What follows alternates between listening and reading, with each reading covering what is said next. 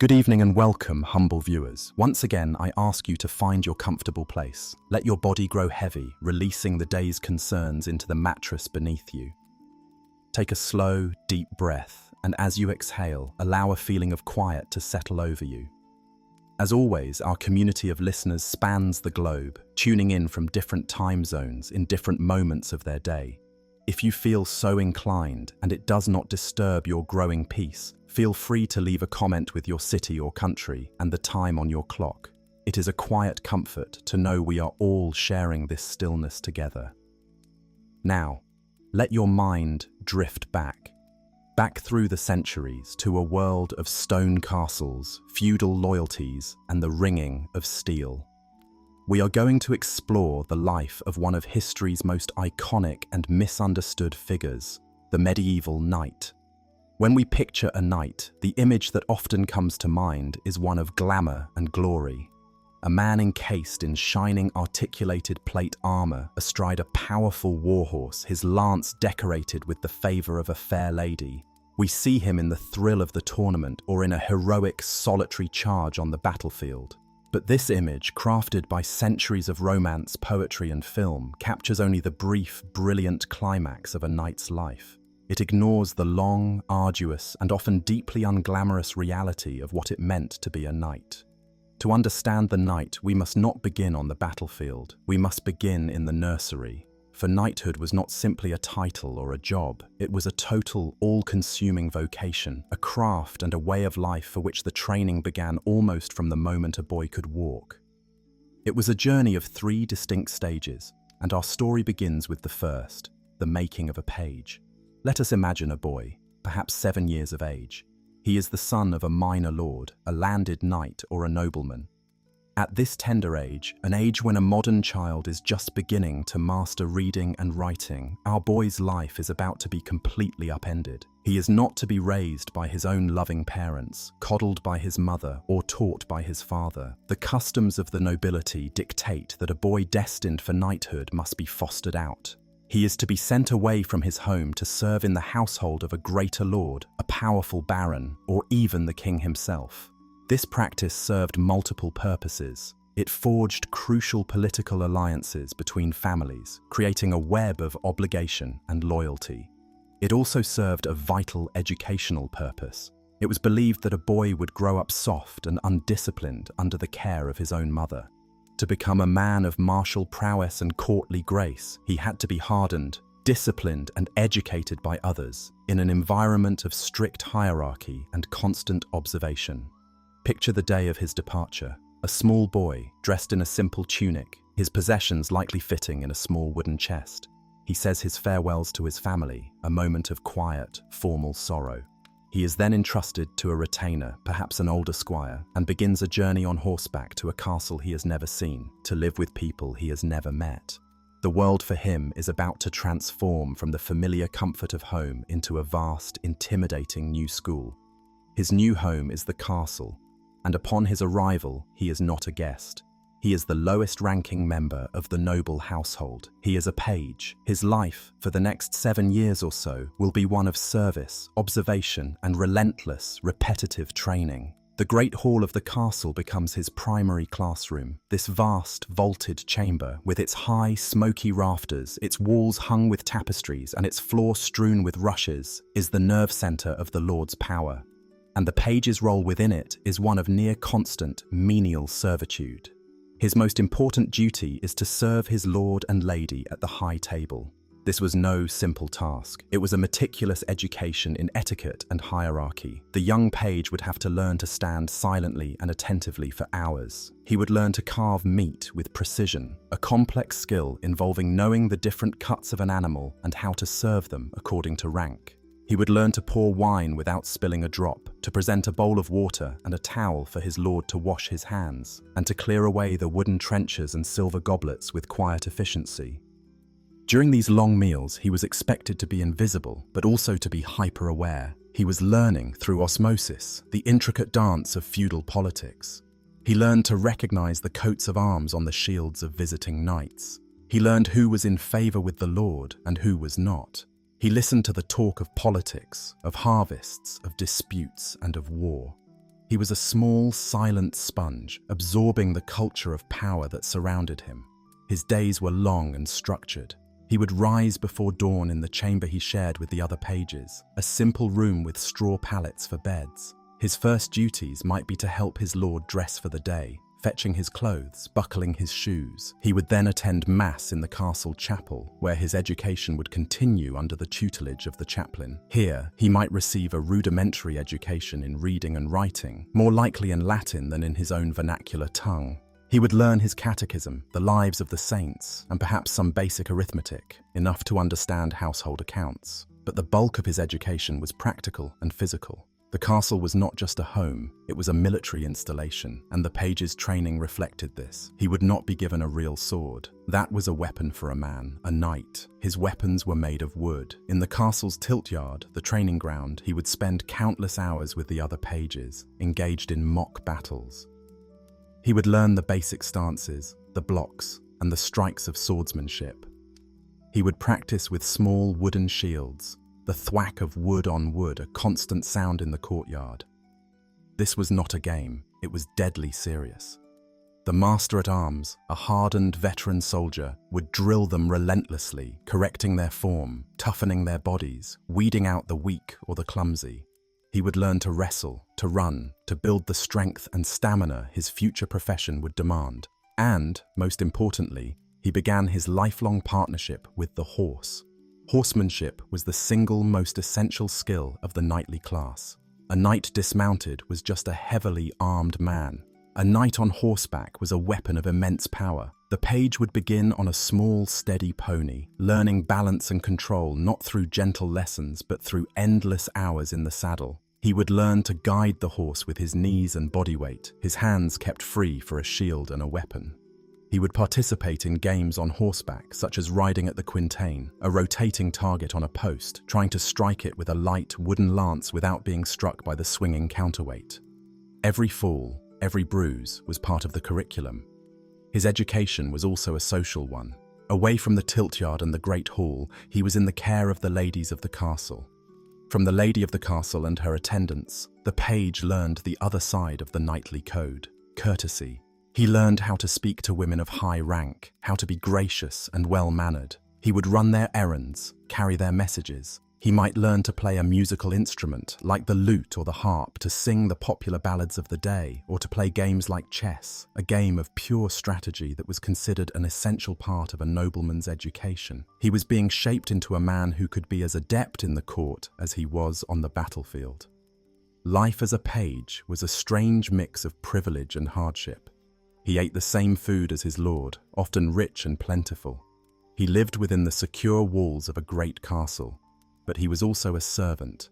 He was subject to harsh discipline. A mistake at the dinner table, a moment of inattention during a drill, could earn him a sharp blow from his master. He was far from his family, and the life was often lonely. He was in a constant state of competition with the other pages, each one vying for the favor of the lord and the master-at-arms, each one hoping to be noticed for his strength, his skill, or his grace. For 7 long years, from the age of 7 to about 14, this was his entire world. A world of service, of discipline, of endless drills with wooden swords, of hours in the saddle, of lessons in manners and music. He was being systematically broken down and rebuilt, his childhood identity as a son stripped away and replaced with a new one, a future warrior, a future courtier, a future member of the elite chivalric class. His body was being hardened, his mind sharpened, his spirit tempered. He was learning the fundamental grammar of his craft. And as he entered his early teens, as his voice began to deepen and his muscles began to take on the shape of a young man, he would know that this first long stage of his apprenticeship was drawing to a close. He had learned to serve. He had learned to obey. He had learned the basics of his art. He was no longer a boy. He was ready for the next great step on his journey, the step that would take him from the dining hall and the practice yard and bring him one step closer to the terrifying, exhilarating reality of the battlefield. He was ready to become a squire. But for now, our story of this first stage is complete. Let the image of this young boy, with his wooden sword and his serious face, fade from your mind. Return to the comfort of your own bed, in your own quiet and peaceful room. There are no drills to perform, no lords to serve.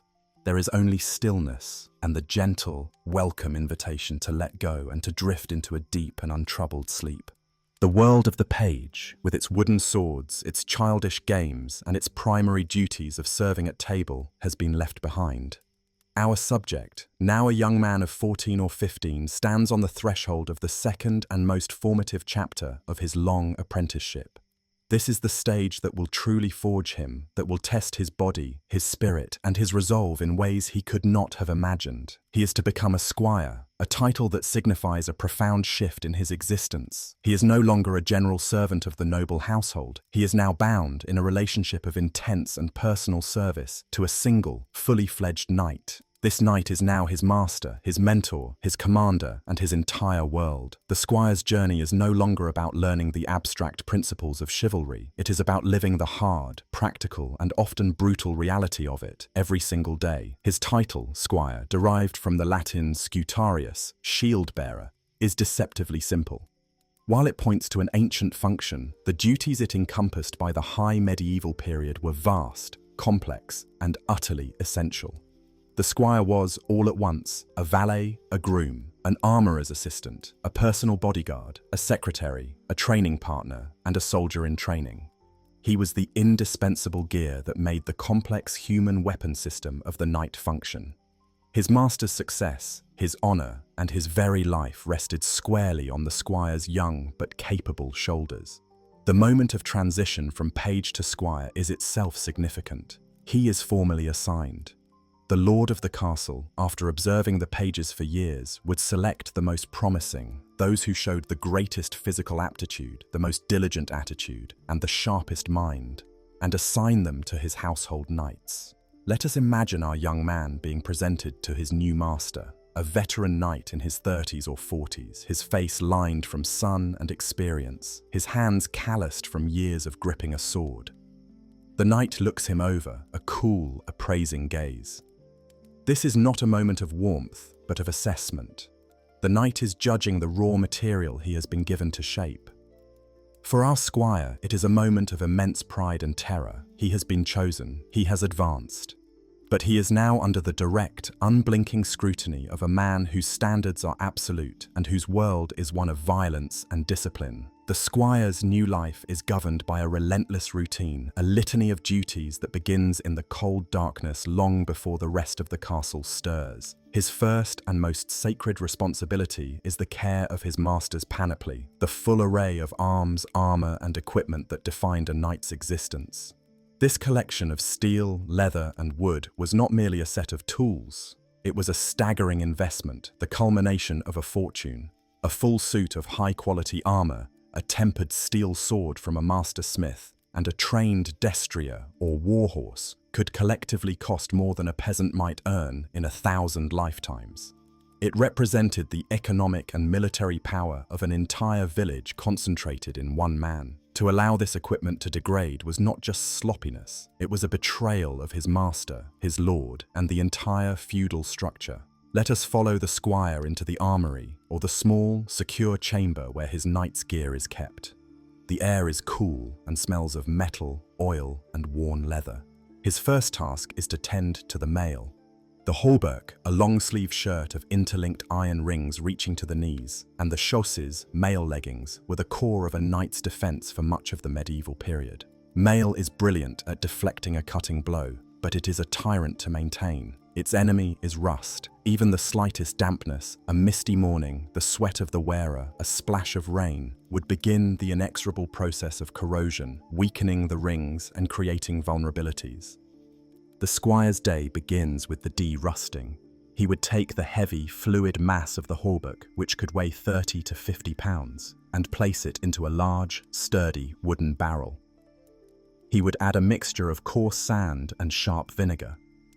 Then, he would seal the barrel and begin the grueling process of rolling it back and forth, or rocking it from side to side. The rhythmic, grating sound of sand and metal would fill the room. It was exhausting, monotonous work that stretched his young muscles and abraded his hands. He might do this for an hour or more, the constant motion and noise a form of brutal physical meditation. Once he judged the male scoured, he would unseal the barrel and empty the contents, separating the gleaming male from the now dirty sand. He would then have to meticulously wipe every trace of the abrasive mixture from the rings, and finally rub the entire garment down with an oily cloth, leaving a thin, protective film on the metal.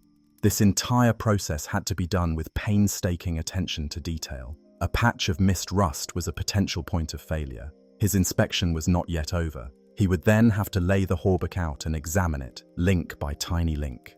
In training or in battle, rings could be broken or forced apart. The squire had to identify every single damaged link. He would then take a specialized set of pliers and a supply of fresh rings and rivets, and perform the intricate work of repair. He had to open a new ring, thread it through the 4 adjoining links of the gap, and then, using a tiny rivet, hammer it closed. It was work that required precision, patience, and good eyesight in the dim light of a candle or a smoky lamp. Next, he turned to the plate armor components. As the medieval period progressed, solid plates of steel were added to supplement the mail, protecting vulnerable areas like the knees, pollines, elbows, couters, and shins, greaves. Eventually, this would evolve into the full suit of plate armor we often imagine. Each of these plates had to be maintained. Any dent from a training blow had to be carefully hammered out from the inside. The entire surface had to be polished. This was not just for show, though the gleaming, mirror-like surface was a powerful symbol of status and martial pride. A highly polished, curved surface was far more likely to cause an enemy's weapon point to glance off harmlessly. The squire would use fine abrasives, like emery powder or fine sand, and then buff the steel with leather and wool cloths for hours until he could see his own weary face reflected in it. He checked every leather strap for wear, every buckle for weakness. Nothing could be left to chance. Then came the weapons. The sword was the knight's soul. It was often a named object, a companion in battle. The squire's care for it bordered on the reverential. He would clamp the blade and draw a whetstone along its edges, maintaining the precise angle needed for a sharp, durable edge. He learned to distinguish the different grinds for a cutting sword versus a thrusting sword. After sharpening, he would polish the blade, removing any nicks or burrs, and then oil it against rust. He would check the tightness of the crossguard and pommel and the condition of the leather or wire wrapping on the grip. The same meticulous care was given to the knight's other weapons, the heavy, skull-crushing mace, the armor-piercing war axe, the long, brutal poleaxe, and the knightly dagger, his weapon of last resort. This daily, intimate contact with the tools of war was the foundation of the squire's education. He was learning through his hands the physics of his craft. He knew the exact weight and balance of his master's sword. He knew how the hauberk settled on the shoulders, how the helmet straps buckled, how the gauntlets articulated with the wrist. He was becoming a master of the technology of violence long before he was expected to be a master of its application. From the armory, he would proceed to the stables, another domain of immense responsibility. The destrier was not a mere horse. It was a highly bred and brutally trained war machine, the medieval equivalent of a main battle tank. These animals were much larger and more powerful than a typical riding horse, selected for their strength, stamina, and, crucially, their temperament, a controlled ferocity that would not allow them to panic in the chaos of battle. The squire's relationship with his knight's destrier was second only to his relationship with the knight himself. He was the horse's sole caretaker.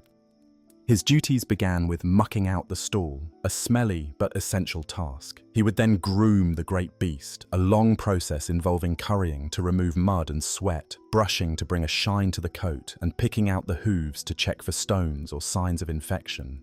He would feed the horse its carefully measured ration of oats and high-energy fodder, monitoring its appetite and condition with a keen eye. He learned the subtle signs of equine illness, a slight limp, a lack of interest in food, a dullness in the eye. A lame or sick destrier on the eve of a campaign was a disaster, and the blame would fall entirely on the squire. He was also responsible for the horse's complex equipment, the tack, the heavy war saddle, designed with a high cantle and pommel to lock the rider in place during a charge, the complex array of straps and buckles of the bridle, and the cruel-looking but essential spurs.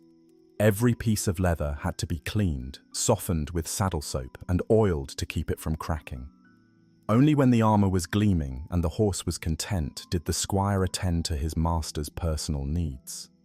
He would act as a valet, waking the knight, bringing him water to wash, helping him to dress in his complex civilian clothes, the tunics, hose, and outer robes of a nobleman. He would serve him his breakfast, standing silently by the table, ready to refill his cup or fetch him anything he desired. He was his master's shadow, anticipating his needs, always present but never obtrusive. Then, and only then, did his own training truly begin. The tilt-yard became his second home. He now graduated from the wooden swords of a page to the arms of courtesy, blunted and rebaited steel weapons. The training was relentless and unforgiving. He would practice for hours under the harsh tutelage of the master-at-arms or his own knight. He learned the specific wards or guards of swordsmanship, the precise footwork needed to maintain balance and generate power. He drilled the cuts, the thrusts, the parries, over and over, until the movements were burned into his muscle memory. He fought endless practice bouts, or assaults at arms, against other squires. These were not friendly spars, they were fierce, competitive struggles where pride and status were on the line. A squire who consistently bested his peers would gain a reputation for prowess, known as prowess, the most valued of all knightly virtues. The blows, even with blunted weapons, were heavy and painful. A well-placed shot from a blunted sword could still break a rib or a finger. Bruises, sprains, and minor cuts were a daily occurrence, badges of honor in this martial culture. He learned to fight in full armor. This was the true test of his physical conditioning. He would be laced into a padded akiton, a thick garment designed to absorb the shock of blows and prevent chafing from the mail. Then the heavy hauberk would be lowered over his head. The sheer, suffocating weight of it was immense. Then came the plate defenses, strapped to his limbs. Finally, the helmet was placed over his head. Instantly, his world would shrink. His vision would be reduced to a narrow slit. The sounds of the world would become muffled and distorted, dominated by the echoing sound of his own ragged breathing. The heat inside this personal steel oven would be intense, sweat pouring from him, soaking the akiton. In this state, he had to fight. He had to run, to swing a heavy sword, to defend himself, and most critically, to learn how to get back up if he was knocked to the ground, a feat that required enormous strength and a specific technique of rolling and pushing. This training pushed him to the absolute limits of his physical endurance. His equestrian training became equally intense. He would spend hours in the saddle, becoming one with his horse. He learned to control the animal at full gallop using only the pressure of his knees, his hands occupied with a shield and a lance. He practiced for the joust, the centerpiece of knightly combat. He would charge down the lists, a long wooden barrier separating the riders, his lance held steady, aimed at the small shield or tash on his opponent's shoulder. The goal was to strike the opponent squarely and shatter your own lance, a mark of a successful blow. The violence of the impact was breathtaking, a massive transfer of kinetic energy that could easily hurl a man from his saddle. To be unhorsed was a mark of shame, and the fall itself, in full armor, could cause serious injury. The squire learned to absorb this impact, to stay in his saddle, and to control his terrified horse in the aftermath. But the squire's education was not confined to the tilt-yard.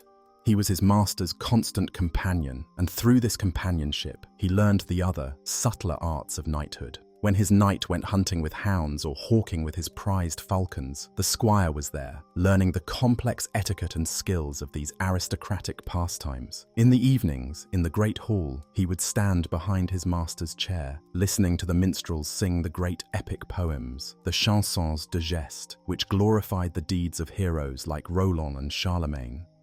These stories were not just entertainment, they were his moral and ethical textbooks, teaching him the ideals of the chivalric code: courage, loyalty to one's lord, generosity, and the protection of the weak. And then came the ultimate test, the moment when all the training, all the polishing, all the service was put to the proof: war. When his lord was summoned to fulfill his feudal obligations, his knights would answer the call, and their squires would go with them. The campaign trail was a world away from the relative comfort of the castle. The squire was now a quartermaster, a logistics officer, and a frontline support technician. He was responsible for packing his knight's entire panoply, a small mountain of steel, leather, and wood, and ensuring its safe transport by packhorse or cart. He learned the hard life of the camp, pitching tents in the rain and mud, foraging for food in a hostile countryside, tending to the horses in primitive conditions, and standing long, cold watches in the dead of night. On the day of battle, the squire performed his most sacred duty. In the pre-dawn light, amidst the nervous energy, the prayers, and the sounds of thousands of men preparing for combat, he would arm his master. It was a slow, deliberate ritual, a physical and psychological preparation for violence. He would begin with the padded undergarments, then the mail, then the complex layers of plate, strapping and buckling each piece in a precise, practiced order. He was encasing his master in a second skin of steel, a final act of care and protection. The last piece was always the great helm. As he lowered it over his master's head and secured the final strap, he might share a final look, a nod of understanding. The boy's work was done. The knight's work was about to begin. In the ensuing battle, the squire was not a passive observer. He was an active participant in a vital support role. Positioned just behind the main line of battle, amidst the chaos and the terrifying noise, he was the knight's pit crew. He would have 2 or 3 spare lances at the ready. If his master's lance shattered on the initial charge, as it was designed to do, it was the squire's job to ride forward into the swirling melee and hand him a new one. He controlled his master's spare destrier. If the knight's horse was killed or injured, a frequent occurrence, the squire had to bring him the fresh mount, often the difference between life and death. If his knight was knocked from the saddle, a moment of extreme vulnerability, the squire had a sworn duty to ride to his aid, to help him to his feet, to protect him from foot soldiers who would swarm a downed knight, seeking to pierce the gaps in his armor with their daggers. This was an act of incredible bravery, requiring him to plunge into the most dangerous part of the battlefield. Through this great and terrible school of war, the squire saw the true face of his profession, stripped of all its romance. He saw the filth, the terror, the random, ugly nature of death. He smelled the unforgettable stench of blood, sweat, and fear. He saw what a mace did to a human head, what a sword could do to a man's body. This was his final, brutal education. It would either break him, sending him scurrying from the field in terror, or it would anneal the final tempering of his spirit, hardening him into the steel required of a true knight. For 7 long, arduous years, from 14 to 21, this was his all-consuming reality. It was a life of profound dualities, the menial servitude of a valet and the noble responsibility of a warrior in training, the monotonous drudgery of polishing steel and the adrenaline-fueled violence of the joust, the quiet observation in the great hall and the terrifying chaos of the battlefield. By the end of this period, he was a man transformed. He possessed immense physical strength, a deep, practical knowledge of every facet of warfare, and a spirit that had been tested by fear and hardened by experience. He was no longer an apprentice. He was a master of his craft in all but name, waiting only for the final ceremony that would confirm his status and admit him into the hallowed brotherhood of knighthood.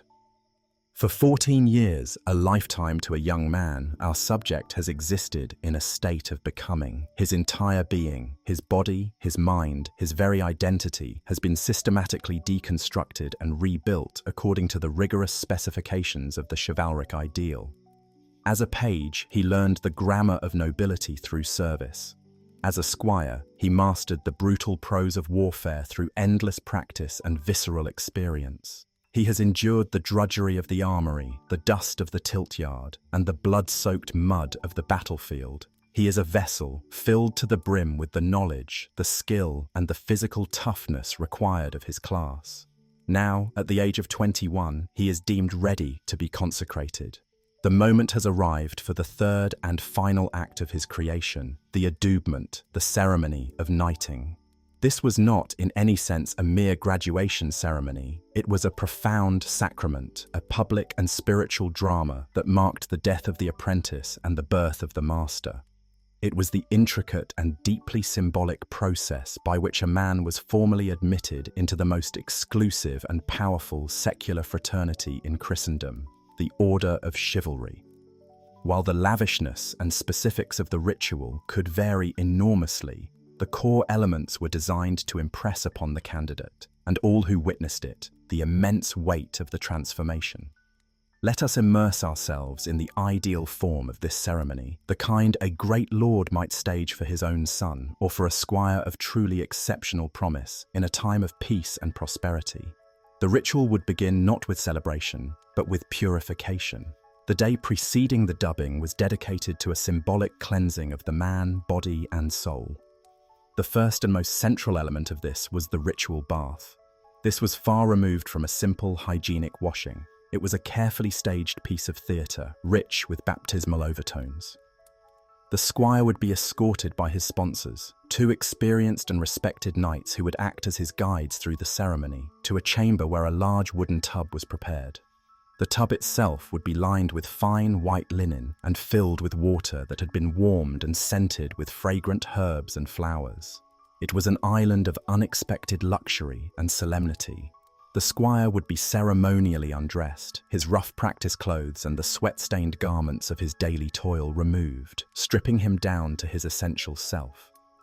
As he stepped into the warm, fragrant water, he was leaving the grime of his old life behind. His knightly sponsors would not leave him to bathe in peace. They would take seats on either side of the tub, and their role was that of spiritual instructors. Their conversation would be grave and purposeful. They would speak to him of the sacred duties he was about to assume. They would remind him of the allegorical significance of his new equipment, that his shield was to be a defense for the weak, his lance an instrument to strike down the proud and unjust, his sword a weapon to defend the Holy Church. They would detail the 7 virtues he must now embody: faith, hope, charity, justice, prudence, temperance, and fortitude. The warm water was washing away his past sins and imperfections, while the grave words of his mentors were preparing his soul for the new vessel it was about to inhabit. He was, in essence, being reborn in this chivalric font. After a prescribed time, he would be led from the bath and placed on a simple bed, wrapped in clean linen, to dry and rest. The physical cleansing was complete. Now, the symbolic dressing would begin. He would first be clothed in a simple, unadorned white tunic made of fine linen or silk. This garment, stark in its purity, represented the cleanness of his soul and the moral integrity he must strive to maintain. It was a blank canvas upon which his future deeds would be painted. Over the white tunic, he was given a magnificent scarlet robe or cloak. The color was no accident. It symbolized the blood he must be willing to shed. This was a dual promise: his willingness to shed the blood of his enemies in the pursuit of justice, and his more profound willingness to shed his own blood, to make the ultimate sacrifice in the service of his God and his liege lord. Finally, he might be given a dark, often black mantle or pair of hose. This somber color was a constant memento mori, a reminder of the earth from which he came and to which he would return, a symbol of the mortality that he must face with courage and without fear. Clothed in this powerful trinity of colors, white for purity, red for sacrifice, black for death, he was now a living embodiment of the chivalric paradox. His worldly preparations were now complete. He would take a frugal meal, for the night ahead required fasting, not feasting. As dusk began to settle over the castle, the most demanding part of his initiation would commence: the Vigil of Arms. The squire, accompanied by his sponsors and a priest, would be led in a solemn procession to the castle's main chapel, or sometimes to a nearby monastery church. The space would be deliberately kept dark, the vast vaulted sanctuary lit only by the flickering flame of a single thick tallow candle placed upon the high altar. And on that altar, catching the glint of the candlelight, would be his armor and weapons, each piece having been polished to an impossible, almost liquid sheen by his own hands in the preceding days. His helmet, his gauntlets, his shield bearing the newly painted coat of arms he was to assume, and most importantly, his sword, its hilt perhaps facing him, its blade resting on the consecrated altar cloth. His sponsors would lead him to a spot before the altar, and then they would depart, leaving him utterly alone in the vast, echoing silence of the holy place. His instructions were simple and absolute. He was to remain there for the entire night until the dawn mass. He was to keep a constant vigil, praying, meditating, and guarding his arms. He was forbidden from sitting, from leaning for support, and above all, from sleeping.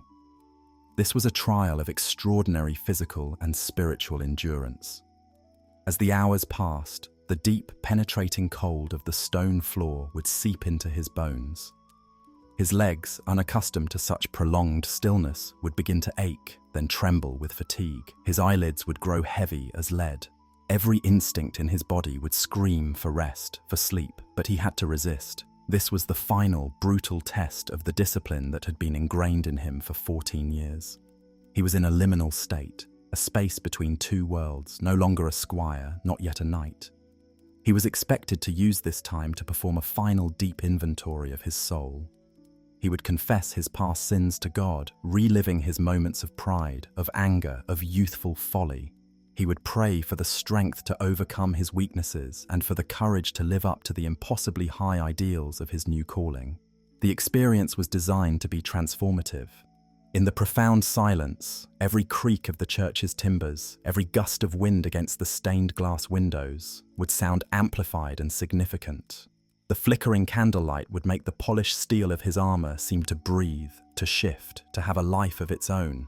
He was not just guarding inanimate objects, he was forming a mystical bond with the tools that would define his life.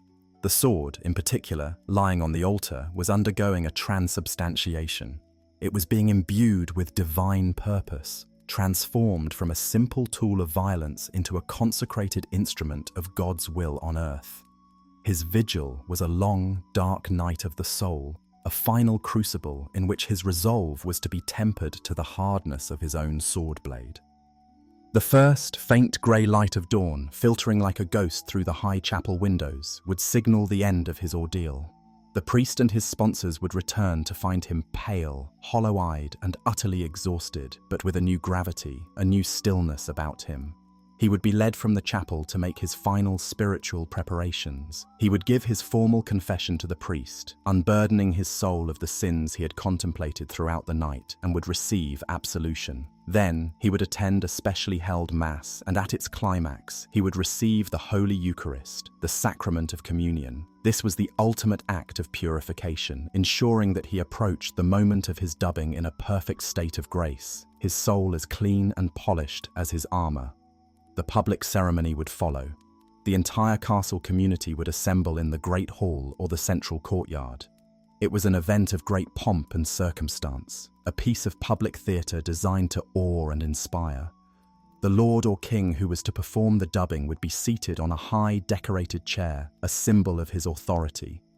The candidate, now bathed and dressed in magnificent new robes, would be led forward by his sponsors through the hushed, expectant crowd. He would kneel on a velvet cushion before the enthroned lord. The solemn, formal questioning would begin. The lord would ask, in a clear voice for all to hear, "For what purpose do you desire to join the order of knighthood? Is it for the allure of wealth, for the vanity of honor, or for the pleasure of a leisurely life?" The squire, his voice steady, would reply with the rehearsed, formal response. "My lord, it is not for any of these reasons. I desire only that I may serve God, defend the Holy Church, protect the weak from the injustice of the strong, and honor my liege lord to my last breath." Satisfied with this public declaration of intent, the lord would signal for the girding to begin. The squire's role was now entirely passive. For years he had armed another. Now he was to be armed by his social superiors, a powerful symbol of his elevation. His sponsors would approach, carrying the key elements of his knightly identity. They would kneel and affix the spurs to his heels. These were not the simple steel spurs of a squire, but ornate spurs of gold or gilded silver, the ultimate symbol of his new rank. The act was symbolic. He was now to be swift and diligent in all his duties. Next, and most importantly, came the girding of the sword.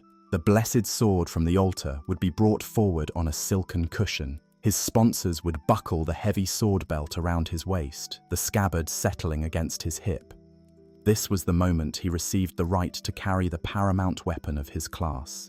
He was no longer a boy with a practice weapon, or a squire carrying his master's blade. He was now a swordsman in his own right, an accepted wielder of noble steel. Now, fully equipped with the symbols of his new station, he would kneel once more for the central, transformative act, the accolade. The Lord would rise, draw his own sword, and would administer the collé. In its earliest form, this was a powerful, open-handed blow to the side of the neck or face, a hefty clout meant to be the last insult he would ever accept without challenge. It was a physical, jarring shock to mark the transition. By the high and late medieval period, this had been refined into the more dignified, symbolic gesture we recognize today. The Lord would lightly tap the candidate 3 times with the flat of his sword blade, on the shoulders or the back of the neck, invoking the Holy Trinity as he did so. In the name of the Father, and of the Son, and of the Holy Ghost, I dub thee knight. He might add the famous injunction, be thou a good knight, sois preux. Then the command that sealed the transformation, arise, Sir Knight. As the young man rose to his feet, a cheer would erupt from the assembled crowd. He was no longer John the Squire. He was Sir John, a new man, reborn into the chivalric elite. The remainder of the ceremony was a celebration of this new reality. A great lord might present him with his helmet, a noble lady might affix his shield to his arm, and finally his magnificent destrier, draped in a trapper bearing his new coat of arms, would be led into the hall. He was expected to demonstrate his prowess immediately, vaulting into the high war saddle in one fluid motion, without recourse to the stirrups, a gesture of supreme athletic confidence. He might then ride his horse out into the courtyard to the thunderous applause of the crowd, ready for the tournament that often followed such a ceremony. The rest of the day, and often the next few days, would be a whirlwind of feasting, jousting, and celebration. He, who had for years stood silently behind his master's chair, now sat at the high table, an equal among equals. He was toasted, congratulated, and admired. But amidst the celebration, he would know that this magnificent ceremony was not a conclusion. It was a commencement. He now carried the immense weight of the vows he had taken, the expectations of his peers, and the financial burden of his new station. The long, arduous process of becoming a knight was finally over. The even more arduous, lifelong task of being a knight had just begun. The echoes of the celebratory feast have faded. The cheers of the crowd at the tournament have subsided. The sacred vows of the vigil, once so potent in the silent chapel, now settle into the colder, harder reality of daily life. Our subject has been consecrated. He has arisen as Sir, a title that has been the singular focus of his entire existence. But the title itself is not a destination, it is a departure point. The 14 years of arduous training were merely the forging of a key. He must now step through the door and face the vast, complex, and often merciless world that awaited a professional man of arms. The fundamental question, what now, was not just a practical consideration, it was an existential one that would define the rest of his days. The path forward was, almost exclusively, determined by the circumstances of his birth. For the fortunate few, the firstborn sons of the landed aristocracy, knighthood was a seamless transition into a life of immense power and responsibility. Let us imagine this knight, the heir to a great barony. His new status as a knight is the final, formal seal upon a destiny that was never in doubt. He returns to his ancestral estates, a sprawling landscape of manors, villages, forests, and fields, all of which now look to him as their master. His life is not one of idle leisure. It is the life of a CEO, a judge, and a military governor, all rolled into one. His primary duty is the administration of his lands. He must preside over the manorial court, listening to disputes between his tenants over land boundaries, accusations of theft, or breaches of local custom. He must be the ultimate arbiter of justice, his decisions backed by the force of his authority. He must oversee his reeves and bailiffs, ensuring that his manors are productive, that the rents and dues are collected efficiently, and that the delicate agricultural economy that underpins his wealth is well managed. He must be a shrewd businessman, a logistician, and a politician, constantly balancing the needs of his people with the demands of his own household and the obligations he owes to his own liege lord. His castle is not just a home, it is the administrative and military headquarters of his domain. His day is filled with a procession of supplicants, advisors, and officials. He spends hours with his steward, poring over accounts written on rolls of parchment, tracking the income from wool sales, the cost of maintaining his garrison, the price of wine for his cellars. He is a great magnate, a pillar of the feudal state, and his martial skills, while foundational to his status, might be called upon only intermittently. His primary battlefield is one of administration and law. However, for the knight without land, the younger son who, by the unforgiving laws of primogeniture, inherits nothing but his noble name and his martial training, the world looks vastly different. He is a man of high status and often of deep poverty. He is a walking paradox, an aristocrat with an empty purse. He possesses the skills to fight and the social rank to command, but he lacks the economic foundation to support his station. This landless knight, the so-called chevalier errant or errant knight of romance, was a real and common figure, and his life was a relentless, often desperate quest for patronage, profit, and a permanent place in the world. His first and most logical step was to seek service in the household of a great and powerful lord, becoming a household knight. This was the medieval equivalent of a young, ambitious lawyer joining a prestigious firm. Great magnates, dukes, earls and kings maintained large, permanent retinues of knights who formed the core of their military power and the splendor of their court.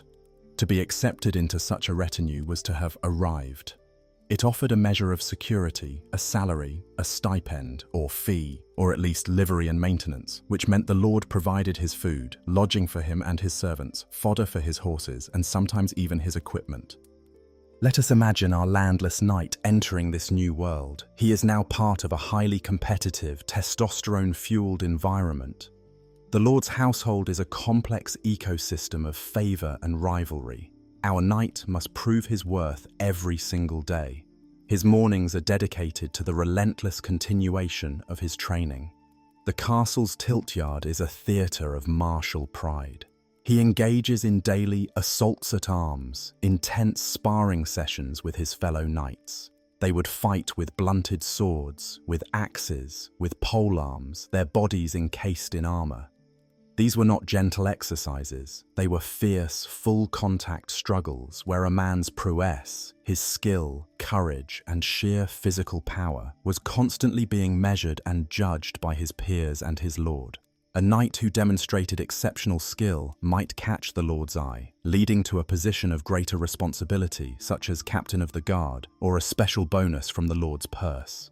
The joust was another critical arena for establishing his reputation. He would spend hours practicing, thundering down the lists, trying to perfect the incredibly difficult art of striking a small target with a 12-foot lance from the back of a galloping horse. This was the pinnacle of individual martial skill, and success in the joust brought immense prestige. The afternoons and evenings required a completely different set of skills. As a household knight, he was a key part of the lord's public image, a living symbol of his military might. He was expected to attend his lord at court, standing as an honor guard during audiences, or taking his place at the great feasts. Here, he had to shed the persona of the brutish warrior and become the polished courtier.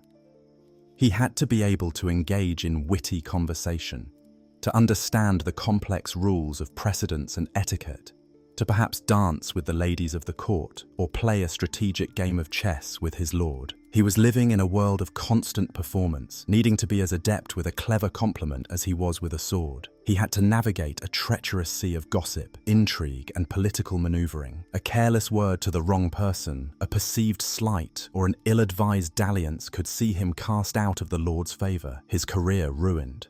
For those knights who could not, or would not, commit to the service of a single lord, the tournament circuit offered a more independent, albeit far riskier, path. In the 12th and 13th centuries, tournaments were not the stylized, chivalric spectacles of later periods. They were enormous, violent war games, a chaotic and incredibly dangerous business. A great lord would proclaim a tournament to be held over a vast, designated area of countryside, sometimes spanning several square miles. Knights would travel from across Europe to participate, forming themselves into two great teams, often based on regional or national loyalties.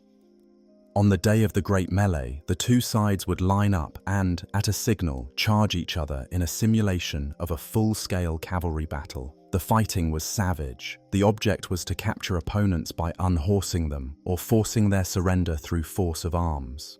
A captured knight was a source of immense profit. He was obligated to pay a ransom to his captor, a sum that could be substantial.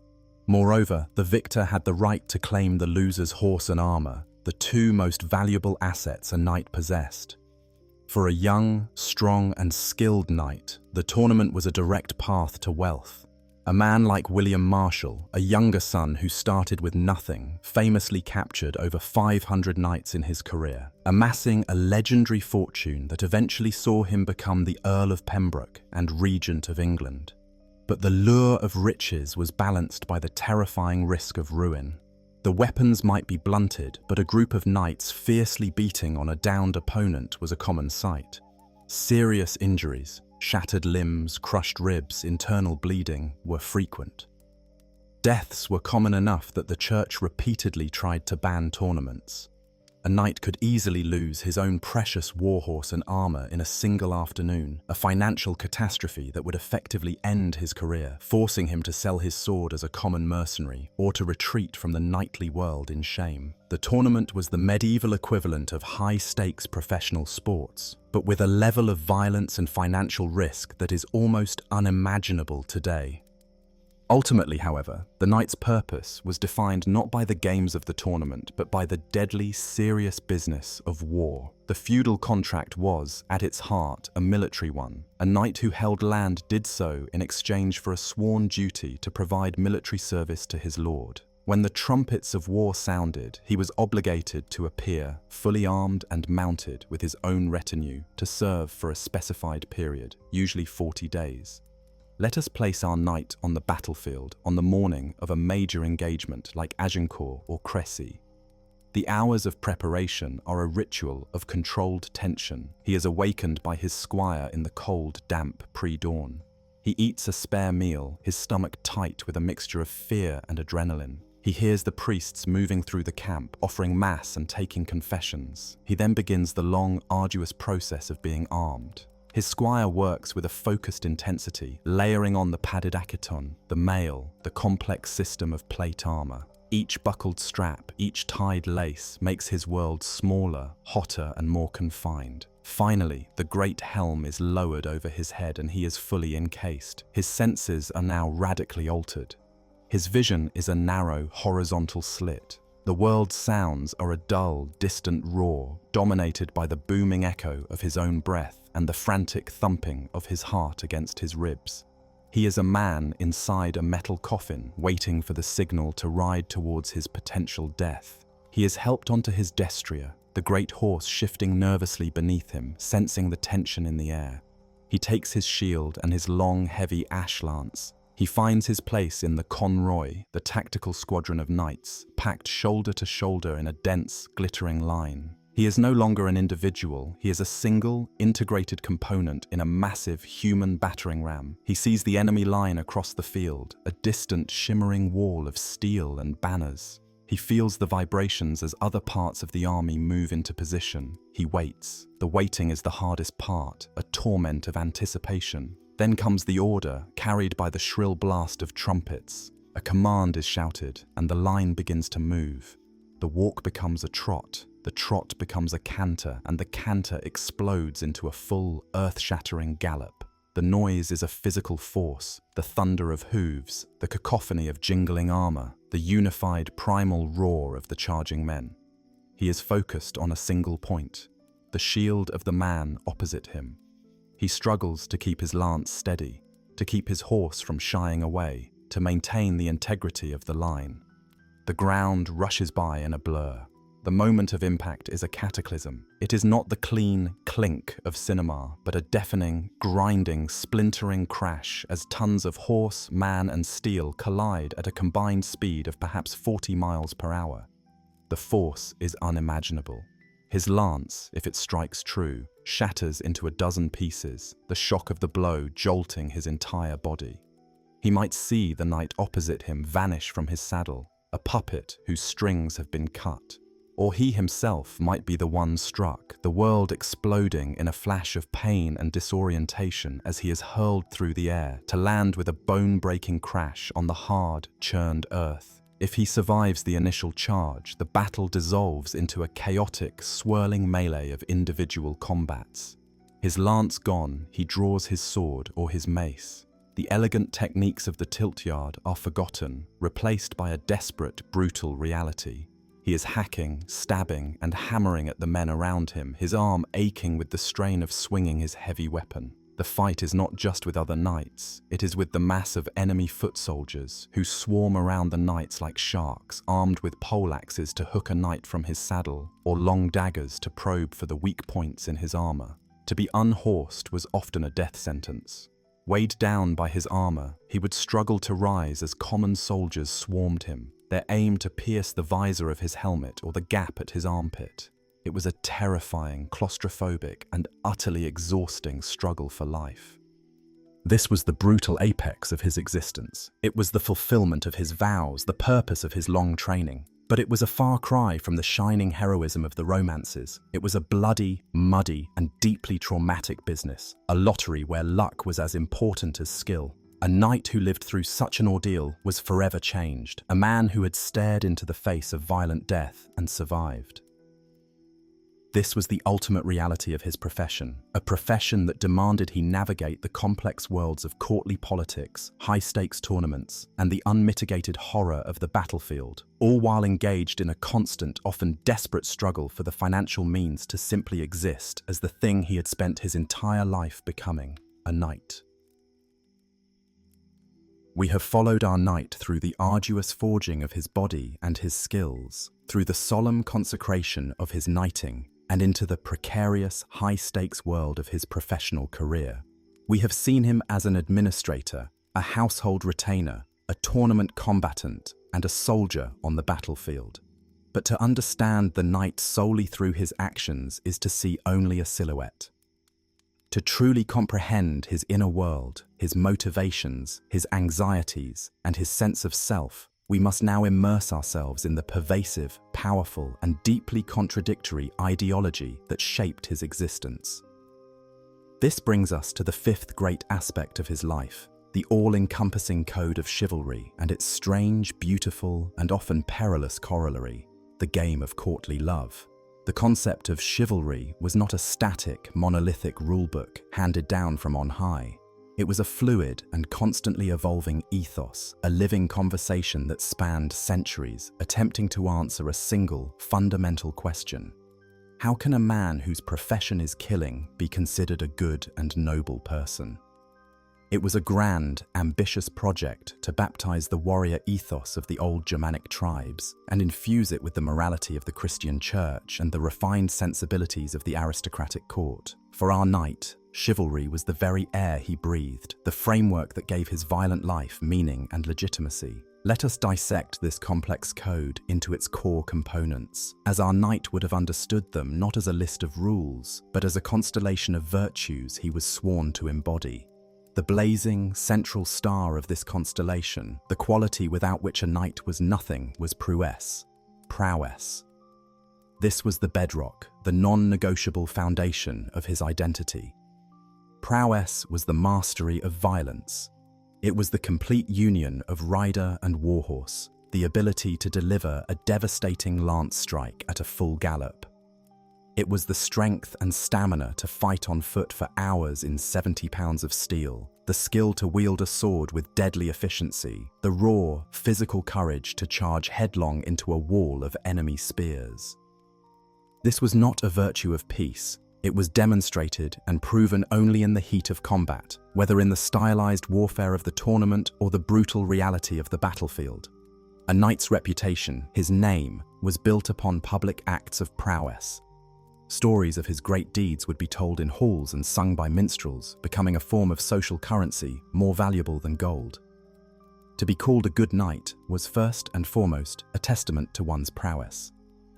The second great virtue, the lodestone that gave direction to this prowess, was loyalty. In the fragmented, decentralized world of feudalism, loyalty was the essential glue holding the social order together.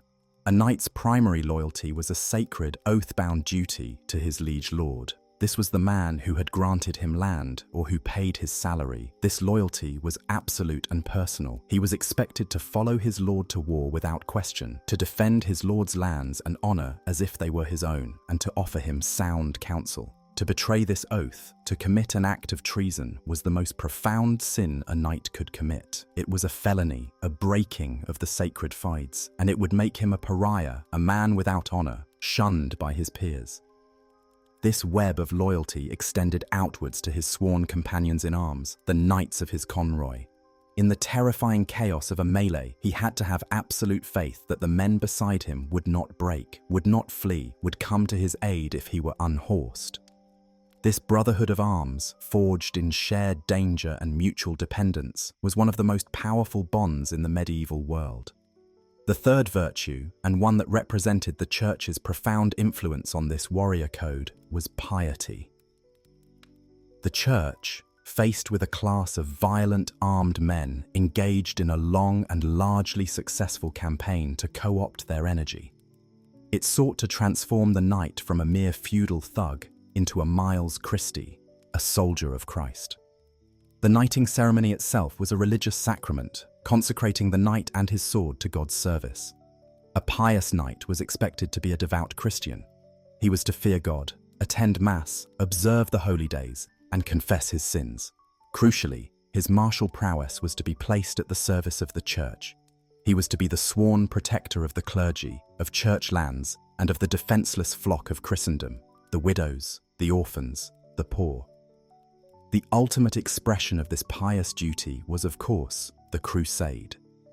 To take the cross and journey to the Holy Land to fight the Saracens was presented as the highest and noblest calling for a knight, a perfect synthesis of his martial and spiritual duties, an act that promised not just earthly glory but the remission of all sins and a guaranteed place in heaven.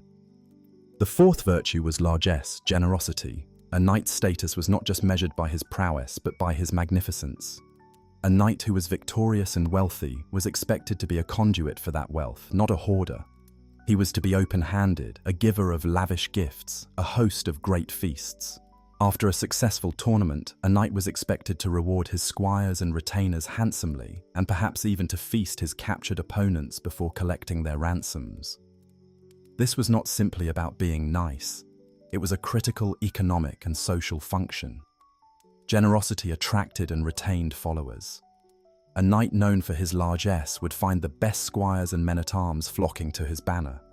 It was a form of investment in his own social and military power, a public demonstration that he was a man of substance and success.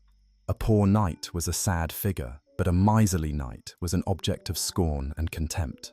The fifth virtue, which governed his behavior outside of combat, was courtoisie, courtesy. This was the code of the court, the set of manners and social graces that marked a man as a true nobleman and not just a well-armed brute. It meant knowing how to speak eloquently, how to compose a verse of poetry, how to play a musical instrument, how to play chess. It meant understanding the complex hierarchies of the court, showing deference to superiors and treating inferiors with a dignified condescension. Above all, it dictated a knight's behavior towards noble women. He was to be their servant, their protector, their champion, treating them with a stylized, almost reverential respect. This ideal of courtesy was the fertile ground from which the strange and beautiful flower of courtly love would grow. These 5 virtues formed the ideological firmament of our knight's world. However, the reality of living this code was a daily exercise in navigating profound contradictions. The very nature of his profession was steeped in moral ambiguity. The Church preached, "Thou shalt not kill," yet the knight's entire purpose was to be an efficient and deadly killer. Theologians and writers tried to square this circle by creating a distinction between murder and malice and righteous, justified killing in the service of God or a just Lord, but it was a line that was often blurred in the heat and fury of battle. The chivalric code demanded that he protect the weak, but medieval warfare was notoriously brutal. The rules of chivalry generally only applied to interactions between knights. They did not extend to the common foot soldier who could be slaughtered with impunity, or to the civilian inhabitants of a captured town who were often subjected to horrific violence, pillage, and massacre as part of the spoils of war. Our knight might fight with chivalrous restraint against another knight, but then oversee the brutal sacking of a city without seeing a contradiction. Loyalty, too, was a minefield. The feudal system was a tangled mess of overlapping allegiances. A knight might hold one piece of land from a local baron and another from a different earl, who in turn might be in rebellion against the king. Whose call to arms did he answer? Where did his primary loyalty lie? These were not abstract questions, they were agonizing choices that could lead to being branded a traitor and losing everything. The demand for piety could clash with the demand of his lord. What if his lord commanded him to attack church lands? The virtue of largesse was a constant source of anxiety for the landless knight, who was expected to live a life of conspicuous consumption on an insecure and often non-existent income. The code of chivalry, therefore, was not a clear set of instructions, but a constant, dynamic tension, a set of impossibly high ideals that a real man, with all his flaws and worldly pressures, was expected to live up to. It was into this complex ethical landscape that the phenomenon of courtly love, or finamores, emerged as a powerful, refining force. Born in the sophisticated aristocratic courts of 12th century southern France and spread by traveling poets and storytellers known as troubadours, courtly love was less a real-world practice and more a literary and social game that provided a structure for the romantic and emotional lives of the nobility. It existed in a space entirely separate from marriage, which for the aristocracy was a cold, pragmatic transaction designed to consolidate property, forge alliances, and produce legitimate heirs. Marriage was about land, courtly love was about longing.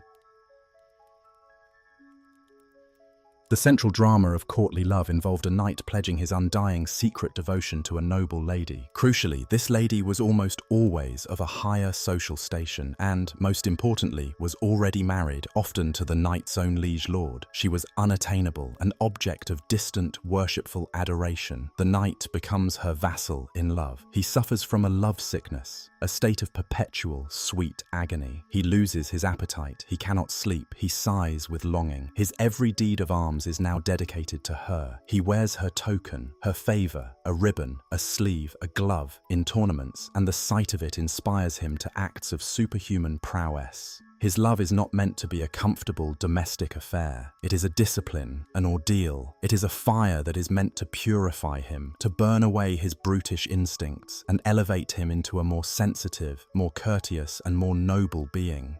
The lady, in this dynamic, holds all the power. She is the distant, often capricious mistress of his heart. She is expected to be aloof, to test her suitor's devotion by demanding he undertake difficult, dangerous, or even humiliating tasks to prove his worth. She might send him on a perilous quest, or demand that he intentionally lose a joust to prove that his obedience to her is greater than his own desire for glory. The entire relationship is a highly stylized performance, a dance of longing and denial, of service and reward. Our knight would have been immersed in this culture. The great romances of Arthurian literature, which were the bestsellers of their day, were essentially guidebooks to this emotional world. The tragic, all-consuming love of Lancelot for Queen Guinevere, his lord's wife, was the ultimate archetype. Every knight and lady in a great household knew this story, and it provided the script for their own romantic interactions. A knight was expected to choose a lady, to serve her, to praise her in verse, and to fight for her honor. It was a mark of his sophistication and his full participation in the courtly world. However, this game, for all its stylized rules, was played by real people with real emotions, and it was fraught with peril. The line between literary adoration and actual physical adultery was a razor's edge. A knight who pursued his devotion to his lord's wife too earnestly was risking everything. A jealous husband, especially a powerful one, had every right to respond with lethal violence. The history and literature of the period are filled with tales of secret lovers discovered and brutally punished. The game of courtly love could be the most dangerous game of all. Furthermore, The elevated, empowered status of the lady in the world of courtly love was a beautiful and fragile fantasy that stood in stark opposition to the legal and social reality of women's lives. In the eyes of the law and the church, a woman was the property of her father or her husband. Her own desires were secondary to the dynastic needs of her family. The idealized lady on a pedestal of the troubadour's song was a poetic creation, a stark and perhaps necessary counterpoint to a world where women were, in reality, largely powerless. For our knight, this entire ideological structure of chivalry and courtly love was the landscape of his inner life.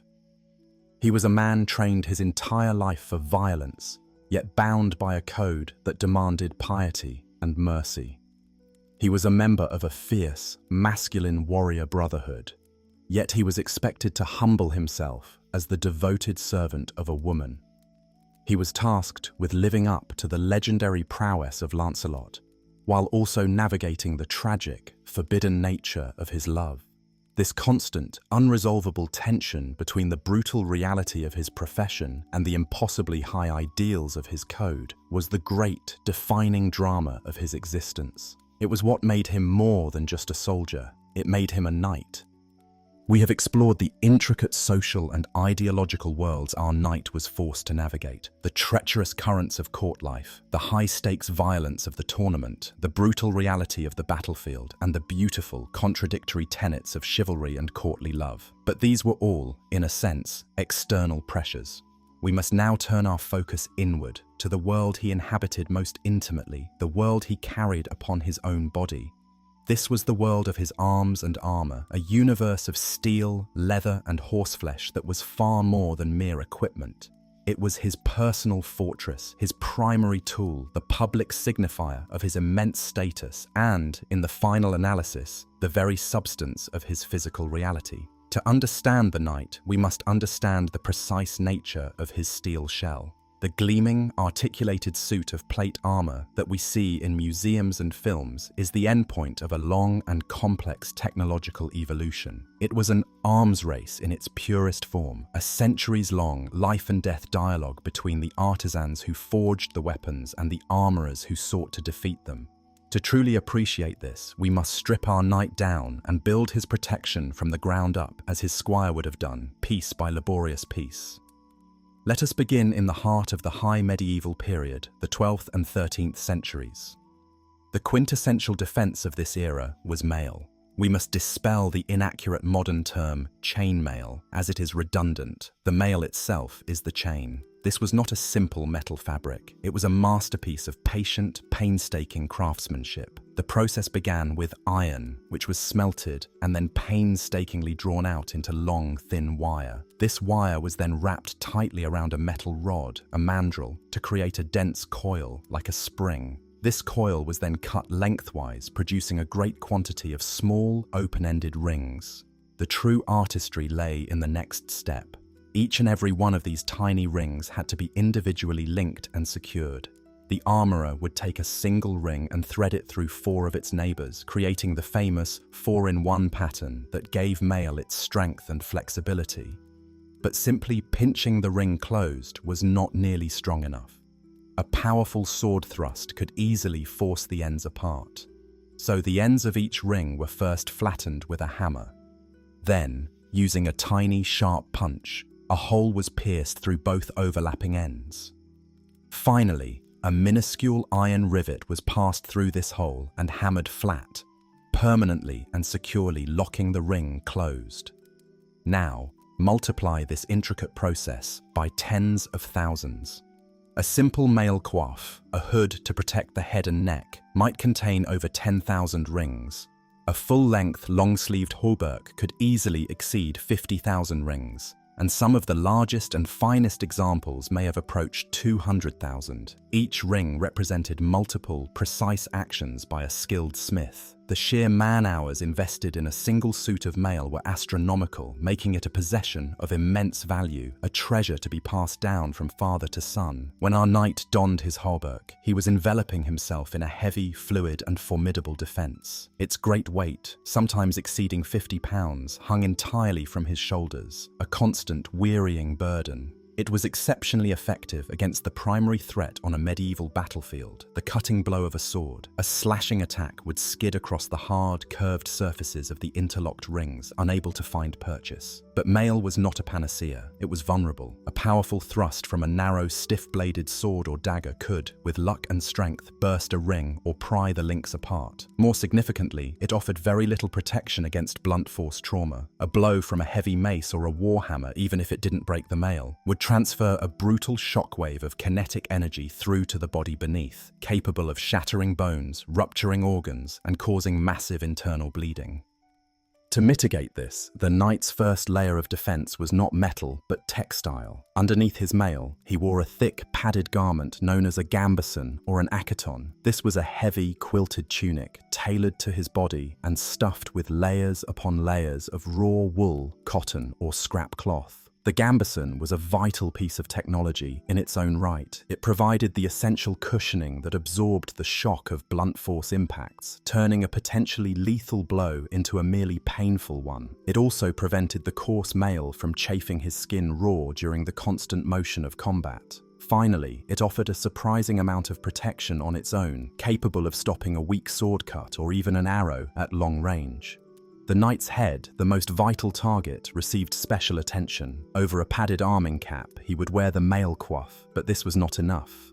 By the 13th century, the iconic great helm had become standard. This was in essence a flat-topped steel bucket with narrow eye slits, the sights, and a series of punched holes, the breaths, for ventilation. It offered almost complete protection for the head from all angles. But the sensory experience of wearing one was profoundly alienating. The moment it was lowered onto his head, the world transformed. His field of vision narrowed to a thin, horizontal letterbox, robbing him of all peripheral awareness. The world's sounds became a dull, distant roar, drowned out by the echoing, claustrophobic symphony of his own ragged breathing. The heat and carbon dioxide from his own exhalations would build up inside, creating a constant feeling of suffocation. A blow to the helm would not just ring, it would resound with a deafening, stunning clang that could disorient him, burst his eardrums, or knock him senseless. It was a fortress for the head, but it was also a sensory deprivation chamber. As weapon technology advanced, with the development of more powerful crossbows and swords designed for thrusting, the vulnerabilities of mail became more apparent. This spurred the next great leap in defensive technology, the gradual addition of rigid plate. This began not as a full suit, but as a series of reinforcements, a process of patching the holes. Armorers began crafting shaped steel plates to protect the most exposed and vulnerable parts of the body. Circular plates, called bessajos, were worn at the armpits. Shaped couters and polins were strapped over the mail to protect the elbows and knees. Greaves of hardened leather or steel shielded the shins. This transitional armor of the 14th century was a hybrid system, a combination of the flexibility of mail with the rigid, glancing surfaces of plate. This evolution culminated in the technological marvel of the 15th century, the full suit of articulated plate armor. This was the knight at his zenith, a walking sculpture of Gothic steel. A full suit was a masterpiece of bespoke engineering, custom-fitted to its owner's exact measurements. It was a complex system of over a dozen major components, each with its own name. The feet were protected by sabatons, articulated plates that followed the movement of the foot. The legs were encased in greaves, palens, and cuisses, thigh guards. The torso was protected by a two-part cuirass, a breastplate and a backplate, buckled together. The arms were sheathed in vambraces, forearms, couters, and rear braces, upper arms, with large pauldrons protecting the shoulders. Intricate gauntlets, with articulated plates for each finger, protected the hands. Each piece was an ingenious work of functional art. The steel was expertly heat-treated for maximum hardness. The surfaces were curved and fluted, not just for beauty, but to present an angled face to an incoming weapon, encouraging the point to deflect harmlessly away. The articulation was a marvel of engineering, with a complex system of overlapping plates, lames, sliding rivets, and internal leather straps that allowed the knight a remarkable range of motion. A well-made suit of Gothic plate, despite weighing 60 to 70 pounds, distributed its weight so efficiently across the entire body that a fit man could run, jump, and mount his horse unassisted. The protection it offered was staggering. It made the wearer almost immune to sword cuts and highly resistant to all but the most powerful piercing and crushing attacks. In response, the knight's offensive arsenal grew ever more specialized and brutal. The elegant cutting sword of the earlier period gave way to the long sword or hand-and-a-half sword, a versatile weapon that could be used in one or two hands, with a stiff, tapering blade designed to be thrust with pinpoint accuracy into the small gaps of an opponent's armor, the visor slit, the armpit, the groin. But against a fully plated opponent, swords were often of limited use. The real can-openers of the late medieval battlefield were percussion weapons. The warhammer, with its heavy, brutal head and its sharp rear spike, the bec de corbin, or crow's beak, was designed to crush helmets and punch through plate. The mace, with its heavy, flanged head, transmitted devastating concussive force through the armor. And the poleaxe was the king of them all. This was a 6-foot pole arm that mounted an axe blade for chopping, a hammerhead for crushing, and a long spike for thrusting. In the hands of a strong, dismounted knight, it was the ultimate tool for dismantling another armored man. Let us now place our knight within this world of steel, in the final, tense moments before a charge. The arming process, conducted by his squire, is a slow, methodical ritual. He is already wearing his padded arming doublet, a complex garment with numerous arming points, laces or ties used to secure the various pieces of his armor. The squire begins with his legs, strapping on the greaves and cuisses. He then moves to his arms, attaching the vambraces and rear-braces. The heavy cuirass is placed over his torso, its weight settling onto his hips. The mail skirt and gorget protecting his neck and throat are attached. He is already feeling the familiar constricting pressure, the gradual accumulation of weight. He pulls on his steel gauntlets. He can feel their cold, articulated precision around his fingers. He is now ready for his helmet. In this late period, it might be a sallet with a movable visor or the more enclosed armet. As the squire lowers it over his head and fastens the final strap, his sensory world is once again sealed off. He is alone inside his steel shell. He walks with a slight clanking gait to his waiting destrier. With a hand on the saddle, he heaves himself up, the weight of the armor a familiar burden. The squire hands him his heavy shield and his long, ashwood lance. He is now complete. He is a weapon. The physical experience of combat was an ordeal of exhaustion and sensory deprivation.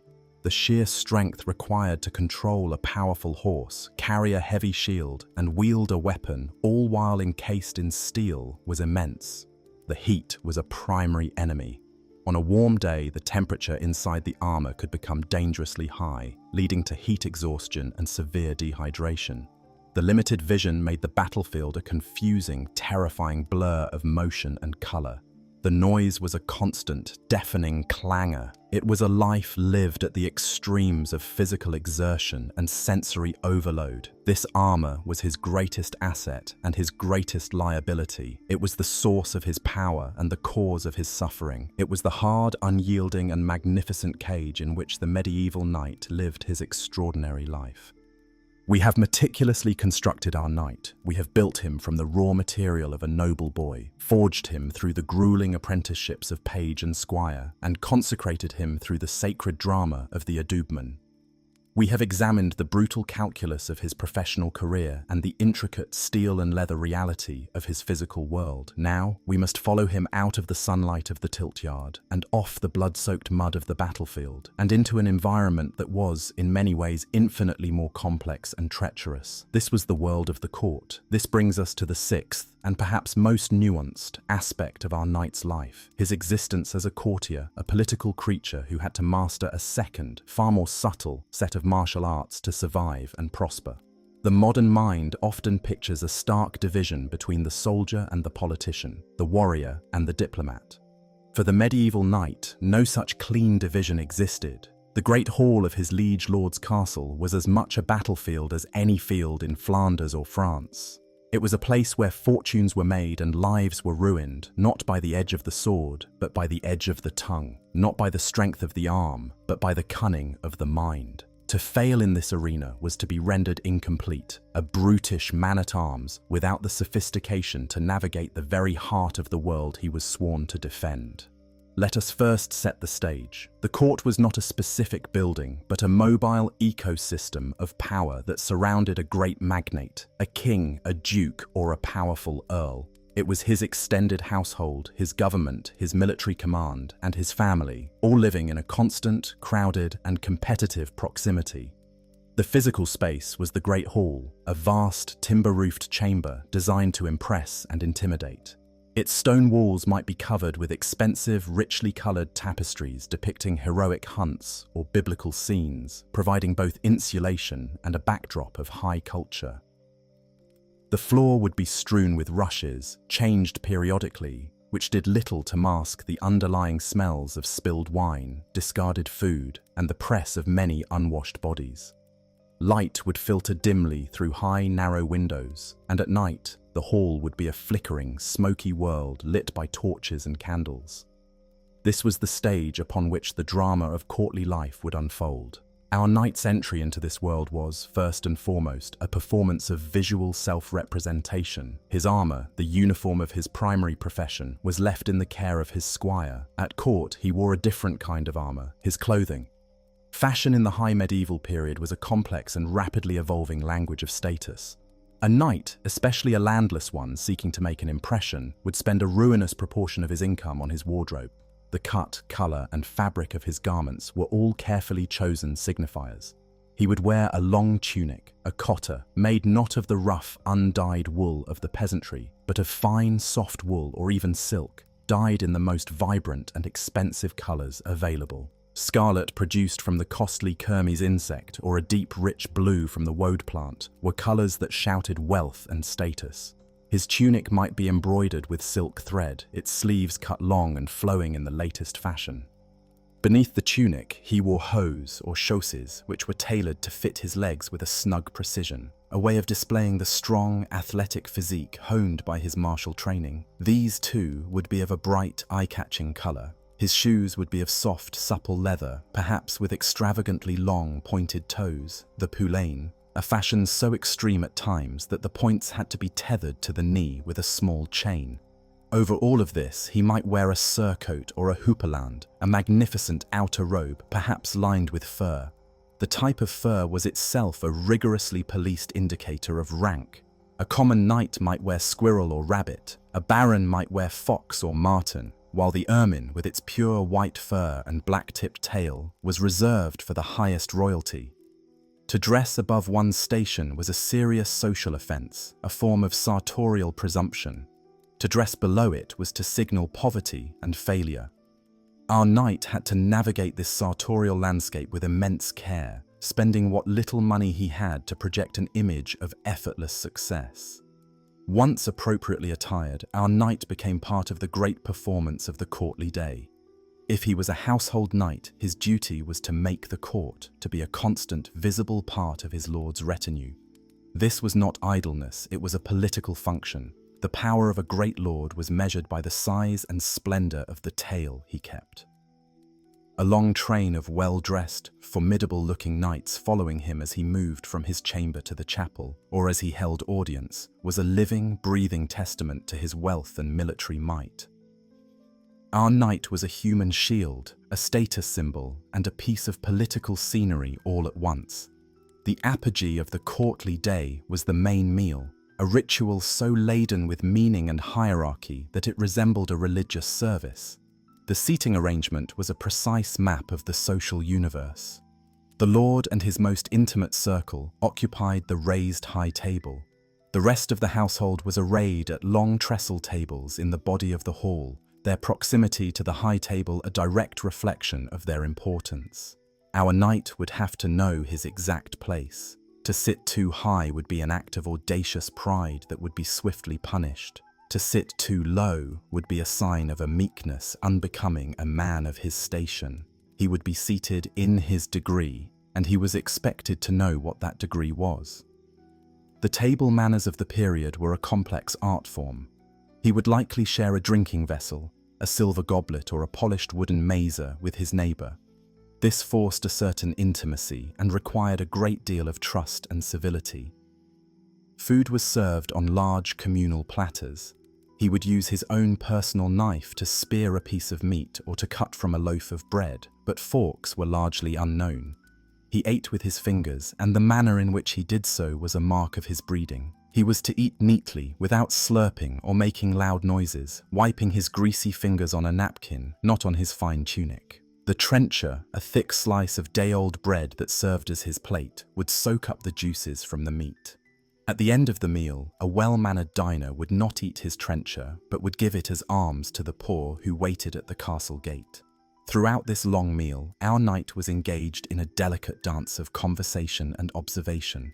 He had to be a skilled conversationalist, able to speak knowledgeably on the subjects that mattered to his class, the arts of the hunt, the finer points of falconry, the latest news from a distant war, or the deeds of the heroes in the popular romances. He had to be witty but not sarcastic, learned but not pedantic, confident but not boastful. Above all, he had to listen. The Great Hall was a whispering gallery. It was where political alliances were subtly signalled, where royal favour was made manifest, where reputations were quietly built or systematically destroyed. He would learn to listen not just to what was said, but to what was left unsaid. He would watch the Lord's face, noting who received a warm glance and who was met with a stony silence. He was gathering intelligence, constantly updating his mental map of the shifting political landscape. After the meal, the formal entertainment would begin, and our knight was expected to be a participant, not just a spectator. A visiting troubadour might be invited to perform. These were the rock stars of their age, masters of poetry and music who travelled from court to court, performing long, intricate songs of courtly love and epic ballads of heroic deeds. Our knight needed to be familiar with this repertoire. It was the shared culture of his class, the foundation of their worldview. To be able to quote a line from the Chanson de Roland or to discuss the tragic dilemma of Lancelot was to prove that he belonged. He might also be called upon to display his own artistic talents. A well-rounded knight was expected to be able to play a musical instrument, such as the lute, the viol, or the harp. He should be able to sing a song himself, or perhaps to compose a short verse of poetry in honor of one of the court ladies. These were not seen as effeminate pursuits. They were seen as essential components of courtoisie, the marks of a man who was civilized and not just a warrior. Strategic games were another crucial pastime. The game of chess, introduced from the Arab world, was immensely popular. It was seen as the king of games, a direct training ground for the mind. It taught strategy, foresight, and the ability to think several moves ahead, skills as valuable in politics and war as they were on the game board. A knight who was a skilled chess player demonstrated his intellectual prowess, another facet of his overall competence. This entire world of performance and politics was made infinitely more complex and dangerous by the constant charged presence of the court ladies. The knight's relationship with these women was governed by the elaborate and artificial code of courtly love. He was expected to select a lady as the object of his idealized devotion. She would be his muse, his inspiration. In public, he would treat her with a theatrical reverence, as if she were a saint. He would direct his most polished conversation towards her, fetch her wine, and leap to anticipate her needs. In the tournament, he would publicly declare himself her champion, wearing her token on his helmet and proclaiming that his every victory was achieved through the power of her inspiration. This was a high-stakes performance. To win the public favor of a powerful and respected lady, especially the wife of his liege lord, could be a major boon to his career. Her patronage could open doors, secure him better assignments, and protect him from his rivals. She could become his powerful advocate in the inner circles of the court. But the game was fraught with peril. The line between stylized public adoration and a genuine secret affair was dangerously thin. The very secrecy and forbidden nature of the love extolled by the troubadours made it all the more alluring. A knight, drawn by genuine affection or simple ambition, might try to press his suit in private, moving from public servant to secret lover. To be successful in such an affair without being discovered required immense discretion and cunning. To be discovered was to face utter ruin. The offended husband, a powerful lord whose honor had been publicly and privately betrayed, would be entitled, by the customs of the time, to exact a brutal and often lethal revenge. The knight could find himself challenged to a duel to the death, thrown into a dungeon, or simply assassinated by the lord's loyal retainers. The sweet game of love could end in a shallow grave. The court, therefore, was a place of profound psychological tension. Our knight had to be a master of duplicity, a man of two faces. He had to be the fierce, aggressive warrior in the tilt-yard and the gentle, submissive servant of his lady in the great hall. He had to project an image of unwavering loyalty to his lord, while perhaps secretly pursuing an affair with his lord's wife. He had to engage in cheerful camaraderie with his fellow knights, while knowing that any one of them might be a bitter rival, actively working to undermine his position. He had to maintain a facade of effortless wealth and generosity, while perhaps being hounded by debts and consumed with financial anxiety. The constant pressure to perform, to be judged, to navigate these treacherous social and political waters was immense. The great hall, for all its apparent festivity and splendor, was a place of deep and unrelenting stress. It was a snake pit dressed in silk and velvet. A knight's survival and advancement depended on his ability to master this environment, to become a shrewd political operator, a master of self-control, a charismatic performer, and a ruthless judge of character. The physical courage that served him so well on the battlefield was of little use here. The court demanded a different kind of courage, the courage to wear a mask, to guard one's tongue, and to dance elegantly on the knife edge of political and social survival. We have followed our knight through the long years of his becoming and into the complex, often contradictory, arenas of his professional life. We have seen him as a courtier, a politician, and a romantic, but all these roles were secondary to his primary, elemental function. A knight was, first and last, an instrument of war. His entire existence, his social status, his economic sustenance, his ideological framework was predicated on his ability and his willingness to exert extreme, decisive violence on the battlefield. This brings us to the seventh and most brutal aspect of his life, the experience of the campaign, the battle, and its grim aftermath. The romance of war, sung by minstrels in the warm comfort of the great hall, was a beautiful and necessary fiction. The reality was a grim business of logistics, exhaustion, filth, terror, and chaos. A call to arms was the moment when the knight's life pivoted from performance to grim purpose. A summons from his liege lord would arrive at the castle, a royal writ, a sealed message from his duke or earl. He was being called to fulfill his feudal obligation, to render his 40 days of military service, or to serve for the duration of a campaign in exchange for pay. The period of preparation was one of frantic, organized activity. The knight, along with his squire, would oversee a massive logistical operation. His carefully maintained armor would be checked one final time, then packed into sturdy wooden chests. His weapons, sword, lance, dagger, axe, would be sharpened and prepared. Farriers would be busy shoeing his horses, not just his great destrier, but also his palfrey, his daily riding horse, and the pack horses required to carry his mountain of gear.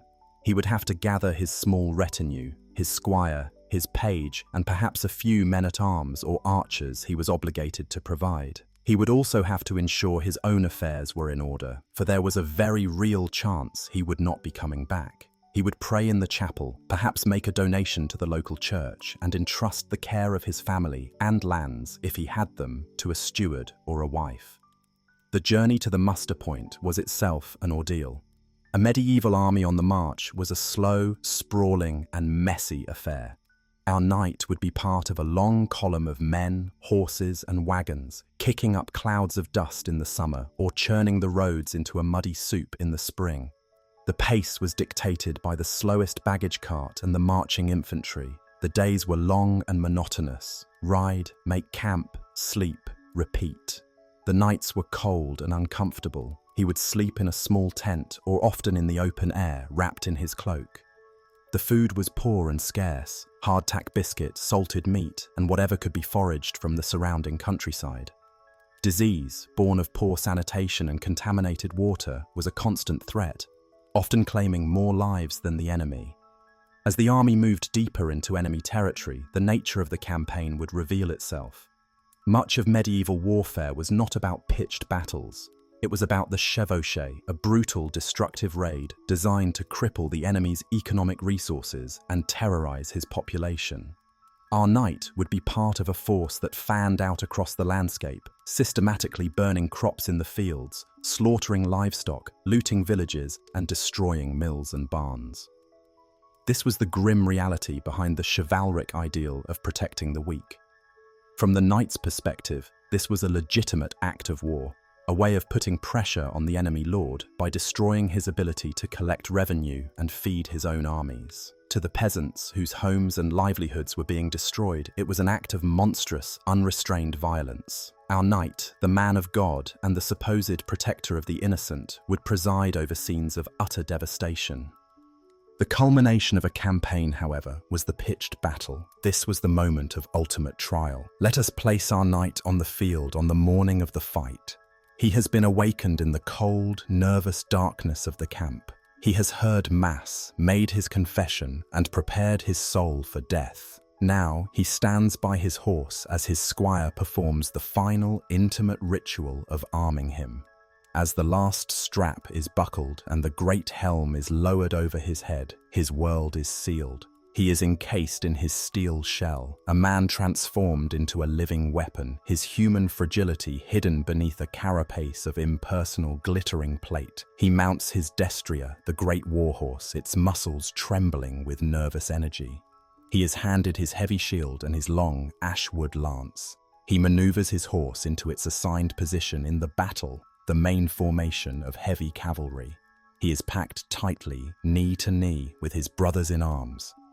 He is no longer an individual, but a single scale on a great armored serpent.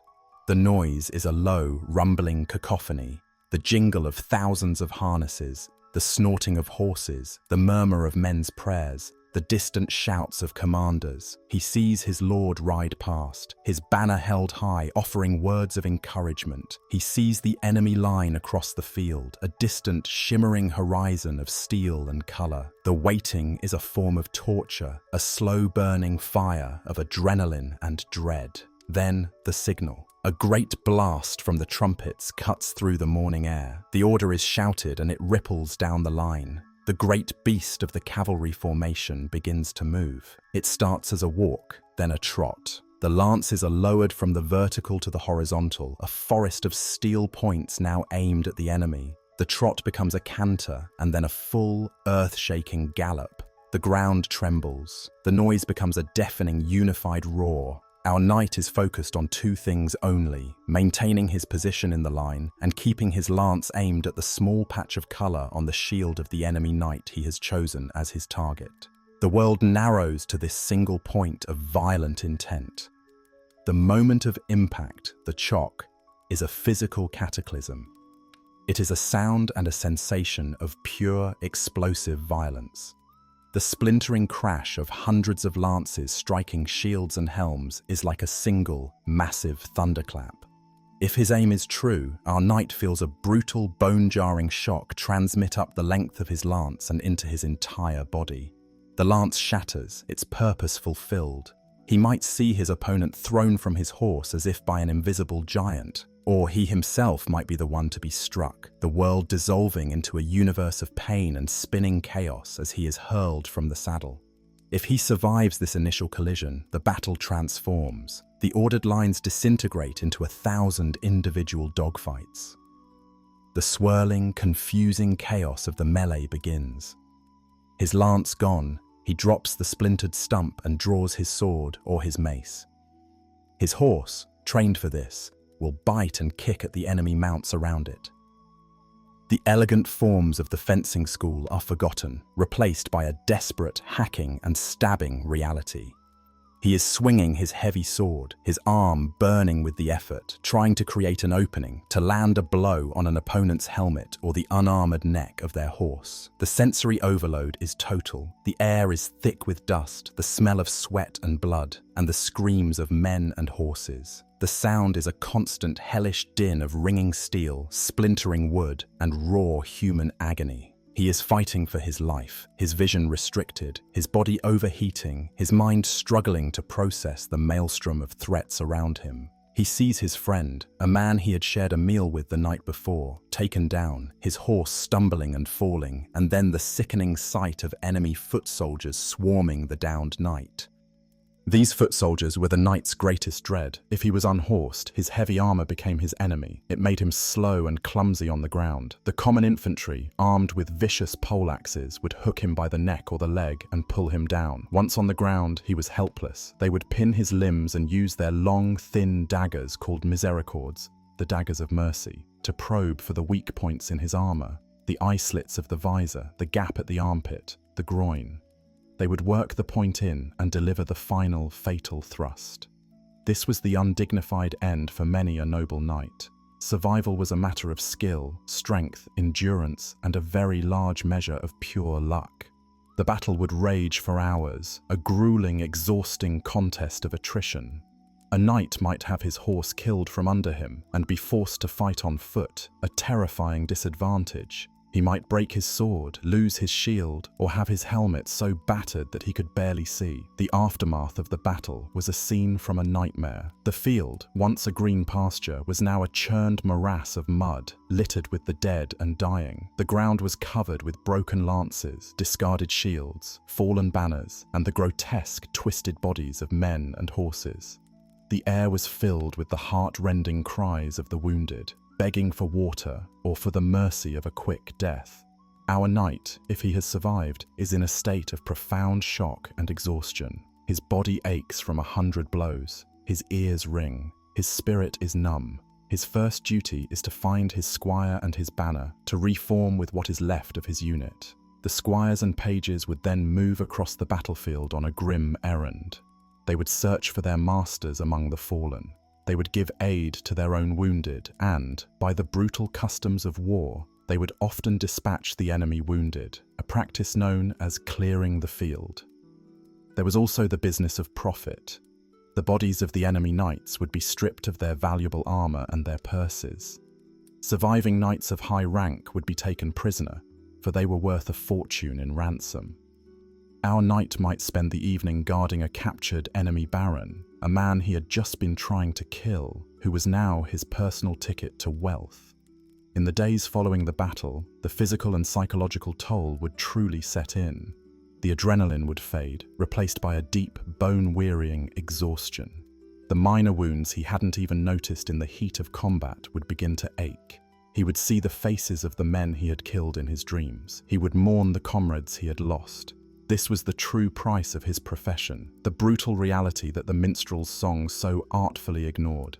He had fulfilled his purpose, he had demonstrated his prowess, he had survived. But he was a man forever marked by the terrible, unforgettable experience of pitched battle, the bloody, chaotic, and horrifying centerpiece of his existence as a knight. We have journeyed with our knight through the crucible of his becoming. We have stood beside him as he was forged from a boy into a page, from a page into a squire, and from a squire into a consecrated warrior, a man reborn in a ceremony of steel and spirit.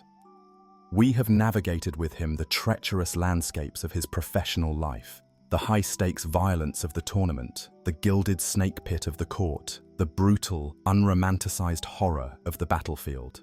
We have examined the complex and often contradictory moral software of chivalry and courtly love that governed his every action.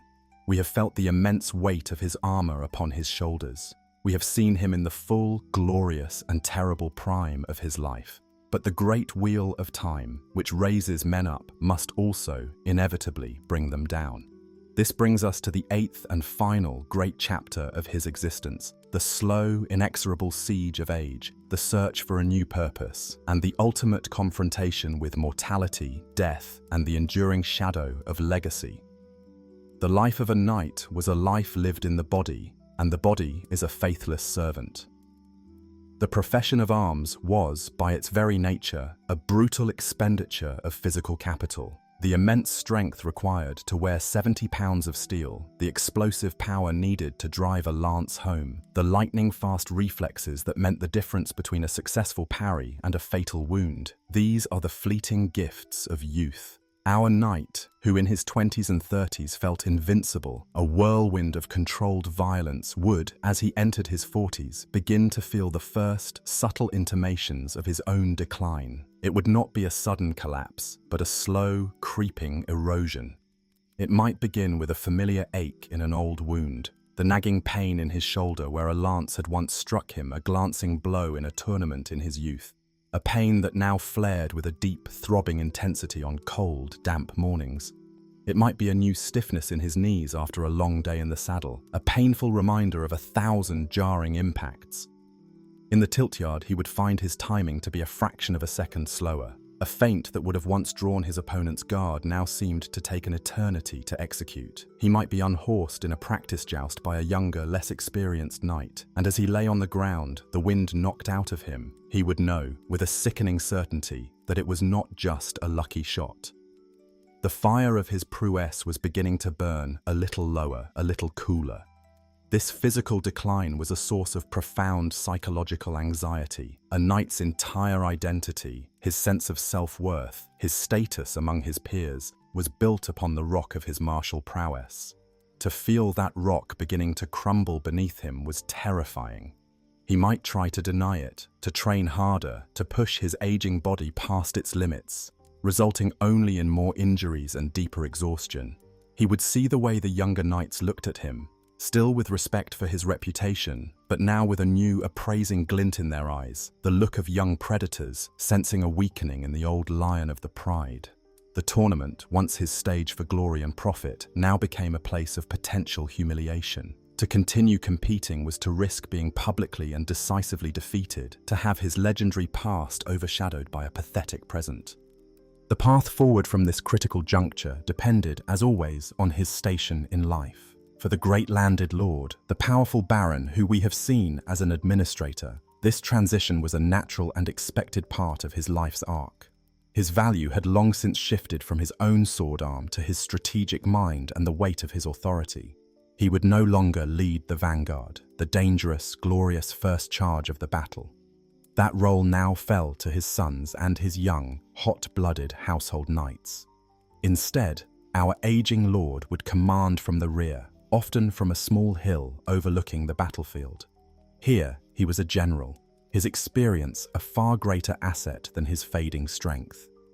Encased in a simpler, less restrictive suit of armor, surrounded by his personal banner and his most trusted veteran advisors, he would watch the vast, chaotic chess game of the battle unfold below.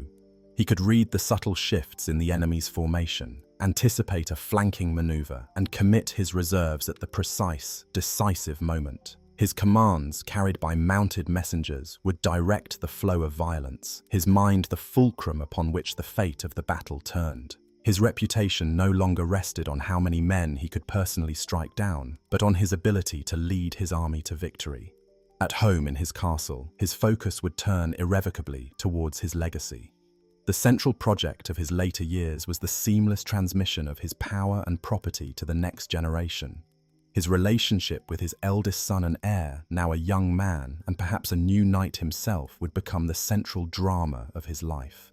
He would watch the boy train in the tilt yard with a complex mixture of pride and poignant melancholy, seeing a reflection of his own vigorous youth in his son's strength and ambition. He would take on the role of the ultimate mentor, tempering his son's youthful recklessness with the hard-won wisdom of his own experience. He would sit with him in the council chamber, teaching him the intricacies of feudal law, the art of managing his revenues, and the subtle, dangerous dance of high politics. He was no longer just a knight. He was a patriarch, the steward of a dynasty, his personal story subsumed into the longer, greater story of his house. For the landless household knight, however, the twilight years were fraught with a much deeper anxiety. His entire livelihood depended on his continued usefulness to his lord. As his martial skills declined, he faced the very real prospect of being deemed a surplus to requirements, a costly retainer whose best days were behind him. His future depended entirely on the loyalty and generosity of his patron. A grateful lord, remembering a lifetime of faithful service, would ensure his veteran knight was cared for. He might be retired into a position of honor and responsibility within the household. He could be made the constable of the castle, responsible for its defense and the discipline of its garrison. He might be appointed master of the horse, overseeing the lord's entire stable. Or, in a poignant, full-circle conclusion to his career, he could be made the master-at-arms, the grizzled, cynical, and demanding tutor responsible for beating the next generation of pages and squires into shape, his harsh voice echoing in the same tilt-yard where he himself had once trained. Such a position afforded him dignity, security, and a continued sense of purpose. But not all lords were so grateful, and not all knights so fortunate. A knight who had failed to cultivate his lord's deep personal favor, or who served a more ruthless or financially strained master, could find himself quietly dismissed. At the age of 50, with his body aching and his skills fading, he would be cast out of the only world he had ever known, with no land, no income, and no trade other than war. This was the great fear of the professional household knight: to end his days in genteel poverty, living on the charity of relatives, or forced to take service as a common mercenary in some distant, squalid war. A sad and ignominious end to a life once filled with promise and prestige.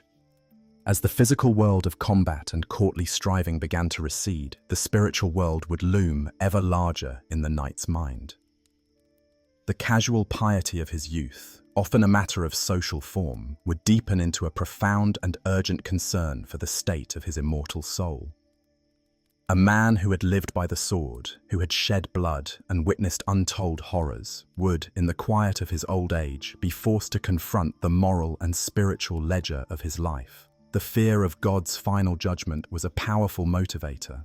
This spiritual turn would manifest in public acts of piety. Our aging knight would become a more frequent presence in his chapel, his voice, once used to shout commands in battle, now murmuring the Latin prayers. He would become a significant benefactor to the church. He might donate a large sum for a new stained glass window in the parish church, or endow a bed in the local monastery's infirmary. The most significant act of piety for a wealthy lord was the foundation of a chantry. This was an endowment of land or money to support a priest whose sole job was to sing masses for the soul of the founder and for the souls of his family in perpetuity. This was a form of spiritual insurance, a way to ensure that prayers would continue to be offered on one's behalf long after one's body had turned to dust, shortening the soul's agonizing time in the fires of purgatory. For some knights, this spiritual turning would lead to a final, dramatic act of renunciation. After a lifetime spent accumulating honor, wealth, and power in the world, they would choose to leave it all behind. It was not uncommon for an aging knight, especially after the death of his wife, to take monastic vows. He would ceremonially lay down his sword, the symbol of his worldly life, before the altar and exchange his fine robes for the rough, simple habit of a monk. He would enter a monastery, like the great Benedictine or Cistercian houses, to live out his remaining years in a disciplined cycle of prayer, work, and contemplation. This was seen as the ultimate good death, a way of making amends for a violent life by dedicating its final chapter wholly and completely to God. But for most, death would come not in the quiet of a monastery, but in their own bed, a final, personal battle against the decay of the flesh. A lifetime of physical trauma and a diet heavy in meat and wine often led to a painful decline, The knight might be felled by a stroke, by heart failure, by a raging fever, or by a cancer that ate away at him from within. As his final hours approached, his deathbed would become the stage for his last great ritual. The family would gather, his wife, his children, his closest retainers. The air in the chamber would be thick with the smell of sickness and the scent of burning herbs used to purify the air. The priest would be summoned, carrying the holy sacraments. This was the administration of the last rites, the Church's final spiritual toolkit for the dying. First came the final confession, the knight whispering his sins to the priest and receiving absolution. Then came the viaticum, which means food for the journey, the final communion where the dying person receives the consecrated wafer, believed to be the body of Christ, to strengthen their soul for its passage to the next world. Finally, there was extreme unction, the anointing of the senses, the eyes, the ears, the nostrils, the lips, the hands, and the feet with holy oil, symbolically closing them to the world of sin and preparing them for the sight of God. His spiritual affairs settled, he would attend to his worldly legacy. He would call his heir to his bedside, placing his hand on his son's head and giving him his final blessing and his last commands. He would dictate the final provisions of his will, confirming the distribution of his property and making his final charitable bequests. Then, surrounded by his weeping family and the prayers of the priest, he would breathe his last. The funeral of a great knight was a major public event, the final act in the long drama of his life. His body would be washed and laid out in state in the great hall, dressed in his finest robes. A vigil would be kept by his family and his knights, with candles burning around the bier. His funeral mass would be a grand, solemn affair, attended by all the great lords and ladies of the region. His coffin, often containing his sword and spurs, would be carried in a long procession to the church. His final resting place was his ultimate statement of status. A great lord would be interred in a stone tomb, often within the church itself, a place of high honor. Upon the tomb would be a carved stone effigy, a life-sized, idealized portrait of him as a knight. He would be depicted in his full armor, a permanent representation of his martial identity. His hands would be clasped in prayer, a symbol of his piety. At his feet would be carved a lion, the symbol of courage, or a dog, the ancient symbol of faithfulness and loyalty. This effigy was not just a memorial, it was a prayer in stone, an idealized image presented to God and to posterity, a final, silent summation of the chivalric code he had spent his entire life striving to embody. His physical banner and shield might hang from the church wall above his tomb, slowly gathering dust and cobwebs, a tangible, fading link to the man of flesh and blood who had once lived and fought and died. And so our knight's journey ends. It was a life of extraordinary contrasts, from the menial duties of a page to the godlike power of a great lord, from the brutal, muddy chaos of the battlefield to the silken, whispered intrigues of the court. He was a man built for violence, yet bound by a sacred code of mercy and piety. He was a figure of immense romance and of grim reality. His life, in all its hardship, glory, and contradiction, was the very pillar upon which the medieval world was built. Now, at the end of our long tale, there is only stillness. The sounds of battle and the music of the court have faded away. The great castles and the bloody fields have dissolved into the quiet of your room. The story is complete. There is nothing left to follow, nothing left to do but to let go. Allow the final echoes of this distant world to dissipate and let your mind drift, free and unburdened, into the deep, peaceful, and truly restorative silence of sleep. Good night.